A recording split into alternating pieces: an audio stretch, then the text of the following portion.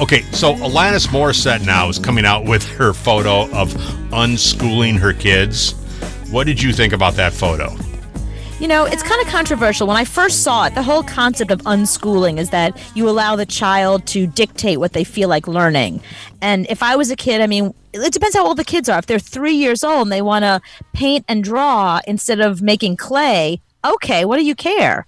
But she's talking about like kids that are older, like they don't want to do algebra. Instead, they just want to read books.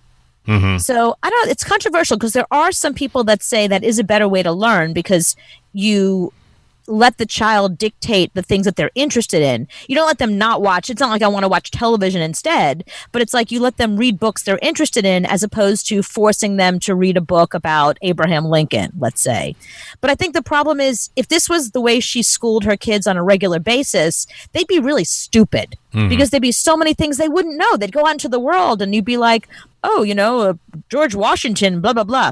Who's George Washington? It's like the reason why we have the type of education we do is because there's certain common knowledge you need to have in order to function in the world.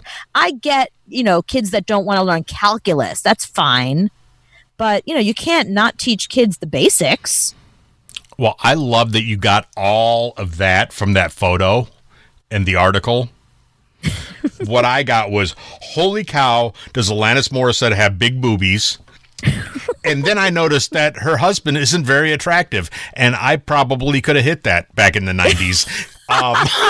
That's the two things that I got from that photo. You got a whole different thing from that. Oh, I really misread the whole. I didn't read the room properly. Go back and look at the photo. Her breasts are huge, and her husband, not so attractive. Well, I stupidly read the article instead of just looking at the photo. But you know what? See, this is the difference between a real education and whatever you had. Right. 13th grade. 13th grade. So that you and I are the example of unschooling. You were unschooled and I was schooled.